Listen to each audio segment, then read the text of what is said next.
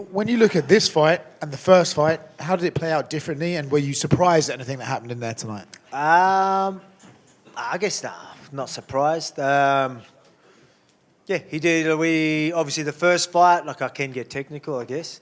Won't be facing him anytime soon. But like obviously, I turned as you will see, as I was circling, went to do that, and he learned to cut off straight away. But again, everyone's just like, oh yeah, he's got to learn to cut off. I said, okay, well I'll just go the other way. You know what I mean? Or I'll do something else. So he ended up struggling a little bit going the other way. I did want to grapple more. I thought I could have, grabbed the hold of him. He felt pretty strong. I'm like, oh, okay, won't bother. Jumped the gilly for a bit of a laugh. Didn't work, but yeah, it was all good though. Yeah, like he's tough, man. He's tough, strong. If anything surprised me, it's probably strength. He seemed stronger this camp. So I was going to ask you about that because it seemed like some of those shots you got in, we got him really deep, and he was able to sort of shrug you off much easier than I thought. Not easier, but much better than I thought he was going to be able to. Was that the entire game plan, was to grapple and take him down and maybe land some ground and pound, or was it just you were going to find it out in the moment? I mean, we were going to find it out. Obviously, we wanted to take it down, and the idea was the main focus, take minimal damage. You know what I mean? 37-year-old man. I don't need to be taking damage. You know, the first fight we had, I was in a lot of pain. You know, I wanted to have a quick turnaround. I couldn't because there was a lot of things, that I had to recover from in that fight. Yeah. So it's all good. You know, it was there. It was, mate, just to go out there and do what I did. Was again at this age, 37 years old, just to win. Right, is an awesome feeling. Then to do it here in Sydney. Not only that, to defend your belt at 37 here in Sydney in front of your family and friends, it's incredible. I mean, we were obviously, I think everyone was waiting for the walkout, right, to see what the vibe was going to be like. It lived up to it. So it did, right? Like it felt good. I just don't know. Yeah, it's pretty good. Okay. When you walked out, and you're taking in that moment, because I saw you were smiling, you were looking around, you seemed to really want to take in that moment. Of course. Is it easy for you, obviously, as the guy that you are, to switch into fight mode right away, or did you have to sort of say to yourself, like, okay, let's not get carried away here, there's still a job to do? No, I don't need to do that now. Like I used to always not let myself do that. I've got to, stay composed and all this, don't want to get too much. Then I started getting to a point where I'll do that, I'll be like, oh, I can't do this, and then I'll be too chill in there. I'll be in there like, wait, am I fighting? Like it was like literally like that. So now I'm like, bring it on. Give me the energy as much as you want. Fire me up. I need it. So it's all good. I can really soak it all in, and I was able to do that. It was cool. Yeah, so it was a few different times I got to work the crowd, and we bounced off each other pretty good, so it was cool. Yeah, you've already made your claim to who you want next, either Lerone or Movsar. Whoever wins that fight should be coming I'm an easy champ to understand, man. Like if you deserve it, you're next. You mentioned that last time you wanted a quick turnaround, but you were a little bit sore. Yeah. How are we feeling today? And do we think maybe you can convince those guys to turn around quickly and get in there? I mean, I took way less damage in this one. Obviously, he still had some of his moments. There are a couple of things that are even in camp that we're going to look at anyway. So you take care of those things, and but it should be fine. Congratulations, mate. Cheers. Volk, obviously, congratulations on the win, but you said previously you wanted to offer your people a moment, create them a memory. Are you happy with what you did tonight? I mean, just a win here in Sydney, that's the moment. That's all they needed, right? Just a walkout is the moment. We've got fight of the night. I've got to watch the fight back. I thought I could have done more in there. I definitely thought I could have done more in there, but at the same time, do I need to do more in there when I'm the champ? 37, he's the guy that's meant to be this aggressive young guy. How much more aggressive should I be? You know what I mean? Should I, play that game? That's why I watch it back. I felt like I was being patient, just picking my shots here and there. And I didn't expect fight of the night, so I'll watch it back and see how I was. Friday, you told me this walkout would be better than the one against Islam. How did it feel? I don't know. I'm going to have to watch it back. I don't know. I couldn't tell you. I don't know. You were there. What do you reckon? It was better? You reckon it was better? There you go. I worked them out for a bit longer too, you know what I mean? Like I got them, they were singing, got them popping, went in there, got them popping again, you know what I mean? Worked the octagon, got them popping again, you know what I mean? It was good. You just got to know how to work them. So it was good. We were vibing off each other pretty good, so I was pretty happy with that. What are you laughing at? Popping? The pop, is that what we're laughing at? Oh, I thought it was good. Cheers. Just one for me, yes. Champ. How important is for you to have more title defense than Jose Aldo and maybe become the greatest of all time in the featherweight division? Is it something that's matter for you? I'm not chasing title defenses, and it's like yes, all of that stuff. I just want to keep winning. keep getting them good paychecks. Yeah, that's going to build the legacy. I'm not trying to outdo Aldo, or it's got nothing to do with that.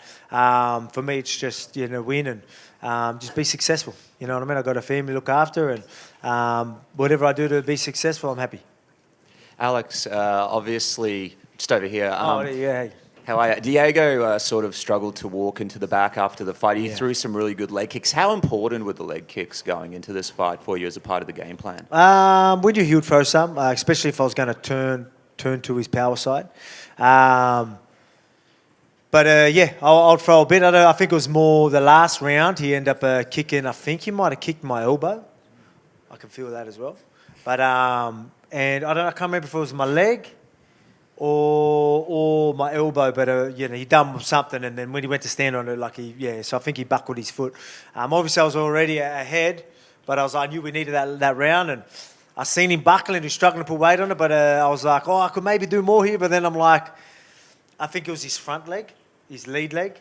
So I was like, he can still sit. I'm pretty calculated. So I was like, he can still carry his weight on that back foot if he really wants to sit some big shots. So I was like, I won't get too carried away. Like I was thinking, can I capitalize on that? I'm like, I could by doing what I'm doing. Maybe a takedown. Like I thought, takedown would probably be a bit easier now, rather than being like, I'm going to just go for it because he only needs the back leg for that. So I didn't get too careless. There was an iconic sort of moment when you were on top of him and the crowd was cheering, right? It was an interesting position, but then yeah. you were sort of going back and forth with the crowd. And what was going on in your mind there? Because this is like towards the end of the fight. You kind of know, all right, I got this down in the crowd. It's just already celebrating. I knew he probably needed something big. So even when he had me and he took my back, I was like, I don't know where people are like, no, panic. I wasn't panic. I was like going, well, this is, he ain't going to finish me here. Like, I'm pretty confident in my submission defense. I've proved that plenty of times. So I knew I'd eventually get on top there. And then he went for the arm. He went for anyway, he went for the arm. I won't get into it, but he went for the arm, and I was like, sweet. And then at one point, I was like, got to be careful here. But then I got out, and I'm like, all right. And then we got there, and again, I knew I was like, I could just chill here and try and land a couple of shots, have a bit of a laugh, work the crowd. Get him popping. There goes you for you, Arabella. You missed that. Get the crowd popping again, you missed it. Just the last one. Just the last one for me. Obviously, it does look like maybe it's going to be Movsar fighting, Murphy. But you like to stay active. There's, Jean Silva out there. I know Arman Tsarukyan wants a crack at it as well. If those guys are, maybe healing up because they still have to have this fight, would you be open to potentially fighting sooner against like a Jean Silva or a Arman Tsarukyan to stay active and keep the momentum going? I mean, as I said, I'm an easy champ to understand. I'll talk to the UFC if that's what they want. As long as, look, I feel bad enough. I feel bad enough that there's guys that probably deserved it and had to wait, even though they're going to eventually get it. Do I keep want to make them late? And just again, so I've got a responsibility. I talk about having a responsibility as a champion. I don't think enough champions look at it that way. For me, I look at it as a responsibility. There's rankings for a reason. There's people that deserve it. If someone does get in, I'll be active enough to still give the people that deserve it a chance anyway, so I don't have to wait too long. But I mean, if I'm just going to keep letting other people just cut the line, I'm not really doing my part either. So I'll talk to UFC, see what they say. But for me, again, I'm an easy champ. I understand at the end, Dave, the UFC just push it or whatever. All right, but we'll see what happens. Thank you. Volk, just on the back. Sorry. Just on the back of that, you're talking about you're an easy champ to work with and stuff like that. There's a lot of talk going into this one about a new deal. Just curious if you in the UFC did manage to come to a new deal. Did you get a nice pay rise? Did Ashbel Castro do his job? Laddie, we did, again, there's going to be a lot of talks. Obviously, you can't get into much of it, but yes, they looked after us. So it's, it was good. Yeah, very thankful to be in the position, not only to, it was hard work to get this, believe it or not. I don't know if you know, but it wasn't easy getting the event here in Sydney. As you can see, back-to-back weeks of numbered events. There's a reason for that. It was like the only time we could do that here, and everyone did their part to make that happen. Obviously, for the Australian market, for me, so I'm very thankful.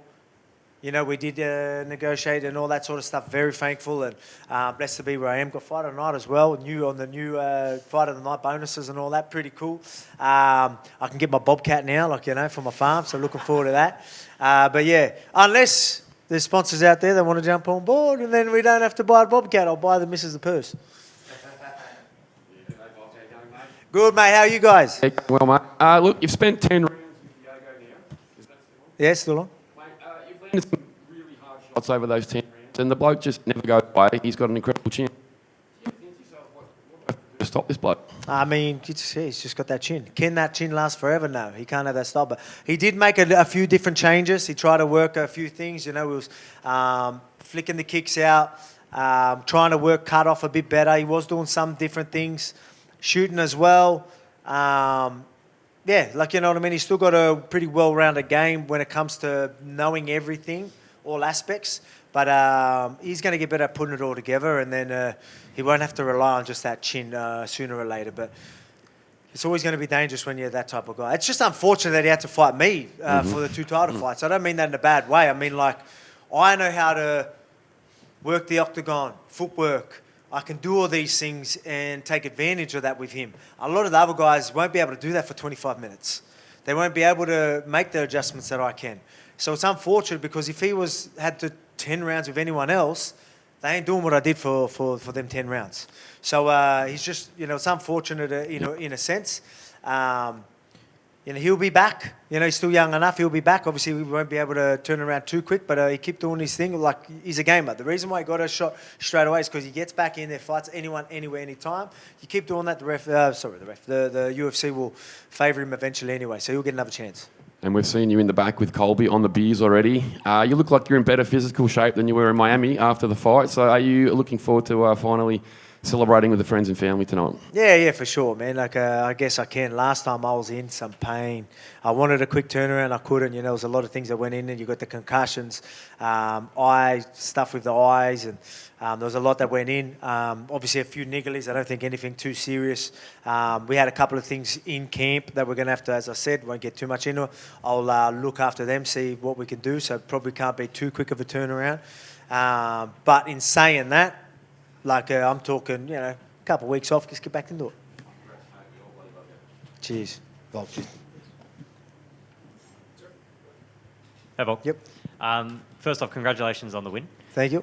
Your legacy is already cemented in the UFC as the greatest featherweight of all time. But I want to talk about an Australian sporting perspective. Like, when it's all said and done, your name's going to be up there with the likes of Don Bradman, Dawn Fraser, Rod Laver as, you know, when people think of Australian sportsmen, they think of you. So I just wanted to get your thoughts on your name being up there with some of the greatest sportsmen that this country's ever produced. No, man, look, I don't look at it that way, you know. Like, you know, for me, I just keep doing my thing, and yeah, you hear that, like, you hear people like throw things like that out. It's like pretty cool because, you know, that sounds very special. But for me, I'll just keep doing my thing and let that speak for itself and let people do the talking. I ain't the one to sit there going, should be here, should be there. You know, people have, as I've said, I've always been the underdog. I've always looked at it like everyone doubts me and counts me out. And when I hear people say these things, it means a lot. But for me, it's just, I'll just keep doing what I'm doing. Very, very blessed to be where I am, and I'll just keep doing my thing. You all good? You? Yeah, you hot or something? Like, I was like, you look mad, or I didn't know if you were angry. I'm like, am I saying stuff that's revving him up, or I didn't know what was going on? And just on fighting in Sydney, obviously, your next fight, not sure when it's going to be, but how hard are you going to fight to try and get another fight here, or at least before your career ends? I mean, to be able to fight again here in Australia would be incredible. And, I mean, when you get turnouts like that, you know, I think the UFC would love to do that, would love to bring it back here. So we'll see.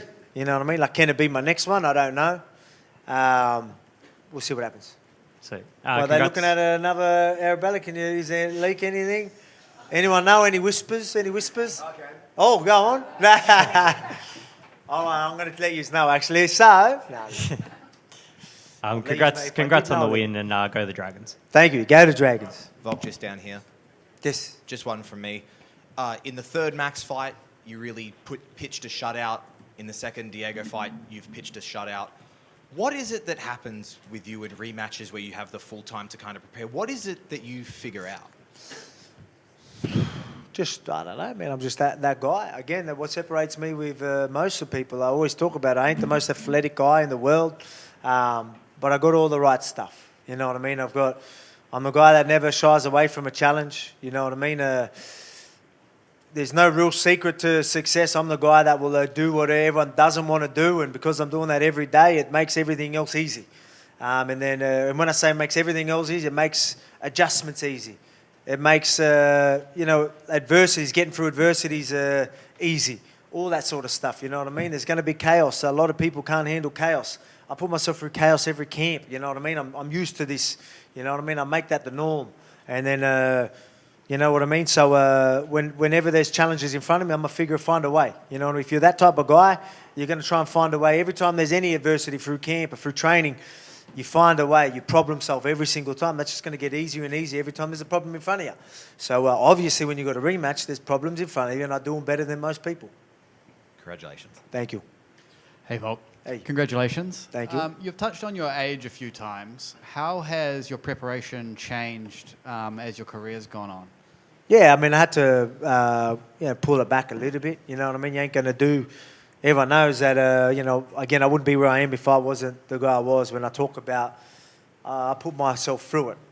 You know what I mean? I did for many years. You know what I mean? I talk about there's people that, are going to be like, oh, he's doing too much. I did too much for so many years. I pushed the boundaries. I still push the boundaries for my age, but at the same time, that boundary is probably that little bit lower. It can be detrimental if I do too much. But just trying to find that perfect balance where I'm still pushing that boundary, still flirting with that boundary. I keep saying boundary, you know what I mean. I'm still flirting with it, you know what I mean? Like a lot of people are going, oh, maybe pull back. I'm like, no, I'm getting through it. We're all right.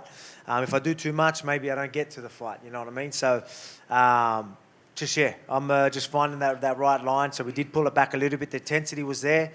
Maybe the volume dropped back a little bit.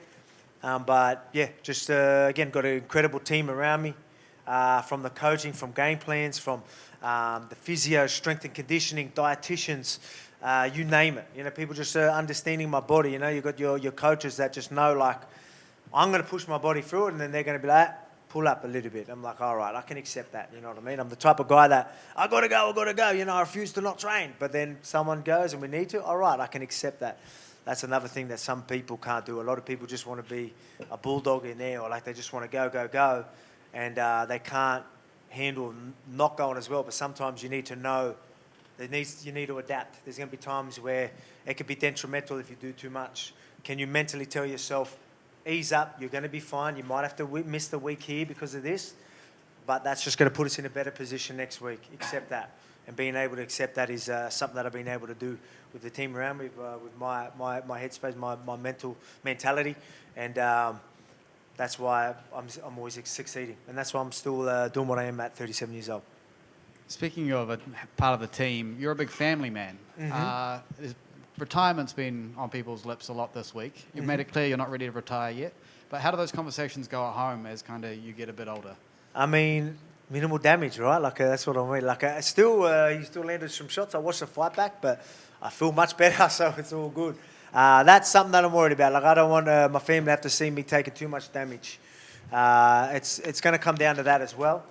How much damage we're taking. Obviously, there's going to be damage in the gym as well.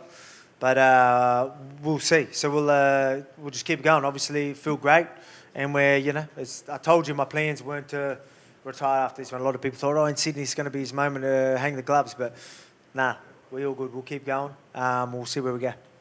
And speaking of your team, there was a Take swap out. advantage of that new contract. You know what I mean? Eugene Behrman wasn't in your corner tonight. That's a change. Was it kind of a noticeable difference not having him there? Oh, no, he's still in the team. It's just obviously he's busy with his team. We've got Brad Riddell. Again, we're good. We've got this big team. You know what I mean? We sort of just move around the parts how we need to. You got there's even our team. We've got a massive team with so much knowledge. So some people are like, oh no, yeah, Brad's done a lot of work with you. He's going to go in there. He's doing a great job, and that's good. Like we all communicate. We all got a group chat. All fight week, all camp. You're just sitting there communicating. It's just It's not really someone has to be there. It's just depends on who can be there and who will and whatnot. So we just make them decisions as we go. Congrats again. Thank you. Yeah, I just want to get your response from Jean Silva. He's basically said that he's going to do a camp with Ilia Topuria to break you. So I just wanted your response to that. Oh, he said that? Yeah. Oh, Okay. I don't know. I think he's a bit upset about the roofie thing, but I mean, like, you know, I don't think there was anything more than the fact that, like, you've got Rufy, who's a part of Engage Industries at the moment, AP Management, and, like, we connected sort of through that, did a bit of training there, and, you know, he's obviously a very good guy, incredible guy, one of the nicest guys you ever meet, and obviously just wanted to work on these things, so I was always going to work with him. I know Rafa, so it was tough because I know Rafa as well, but at the same time, I was always going to work with Rufy, and I think John Silver took that to heart. Supposedly, I don't know if it's real that they're not following each. Like, he doesn't follow Rufy anymore. I don't know. It shouldn't be like that. It's nothing like that. It's not like we're, you know, I don't know why he's getting so butthurt about that. But yeah, man, Rufy. You know what? I will tell you something. I don't know. Well, am I allowed to say? I don't even know if you know. Like Rufy, like again, Rafa and Rufy. I knew that was going to be an incredible fight, but put it this way, we are lucky that Rufy even turned up this week. If you knew the half the stuff that he went through. He had influenza, like legit influenza A, like at the start of the week, like crazy fevers. I didn't even think he would be able to do the weight cut. So I was like, oh man, like, so we've got to mentally try and get him through that. And then he had some troubles even today, big troubles today, and couldn't move. But, you know, just told him that he's got to mentally get himself in there, got himself around it, and then was able to go and do what he does against someone like Rafa. Incredible, man. Like very, very... you know, a lot of respect for him to just even turn up tonight. So I thought I'd just throw that out there because if he's new, he'd probably blow out. Yep. An hour and a half south, there's a city full of people who have supported you through your whole UFC career. What can you say to the support you've received For the gong? I reckon half of them are here tonight. I reckon they travelled, yeah? Yeah, obviously the support's always been incredible over there. I love it back home. I'll never leave the place. But yeah, it's always good. It's always good when you hear him out of, I don't know, what they say? They say Wingdang today? They did say Wingdang, yeah. You know, out of Wingdang, you know, stuff like that. It's pretty cool, you know. And even just a fight here in Sydney, it's pretty much around the corner for everyone back home. So I know the tickets were expensive, but and I apologise to everyone back home that did make it. But yeah, hope you've enjoyed the show. Hope it was worth it. Volk, can I just ask quickly? Obviously, he had his one moment in the third round where he caught you there. Can I just ask what sort of was going through your head in that moment? I was all right. I was all there. You know, it wasn't like I was like, oh, where am I? So it was all good. I think obviously catch, whether it's just that flash and your feet just lose it a little bit. I think I seen the replay actually. So I see my feet sort of get caught. Obviously, it wasn't a trip. It was from the punch as well, but I think it was just a bit of both. So obviously, whether it was a bit of a flash, but I was all right by the time. I didn't even think much of it. I remember feeling it, but knowing that I was all good, I was like, shit, that ain't going to look good. And that's all I thought of it. Was there something you did wrong there that then you had to readjust? So I'll have to watch. I'll have to watch it, you know what I mean? I can't remember. So yeah, just a part of the game, man. And then do you think Arman Saryukian's call-out is legit, or do you think it's just part of his... Probably, I don't know. I don't know. He's not too tall. He's a solid dude. Can he make 145? I don't know. I'm not sure. But again, if for me, you know, everyone knows I'll fight anyone, anywhere. You know, he's obviously would be a great challenge. But I'm not taking that serious because, you know, maybe it's just, you know, he should be fighting for the title, right? Like, he's the one that should have probably been there, so maybe he's just thrown out there for a bit of a laugh, I don't know. But, yeah, I don't know. I just don't think I'm not going to pay too much attention to that till I know it's serious. I know I've got two serious guys in Lerone Murphy and Movsar, so I'll just really worry about them until someone says otherwise. And who do you think wins that fight if they fight those two? Lerone Murphy... got good, got good footwork. He can fight the right fight. I just think Movsar ends up grabbing hold. I think he's going to be stronger. I think Movsar takes that. But, I mean, it would be an interesting fight. You know, if anyone can work a good game plan to keep him on the outside and make it hard for Movsar, Lerone could do that. But if I had to pick someone, it would probably be Movsar. Firstly, congratulations. Thank you. There's been so much talk about your legacy. How would you like to be remembered, both as a fighter and a person, when it's all over? Just a good dude, man. Just, you know, like that's something I'm most proud of. People ask, your greatest accomplishment. I'm like, I don't know, you know, it's not, you don't really want to talk about yourself now, but I'm just think I've been the same person I was through my whole career, and I'm proud of that.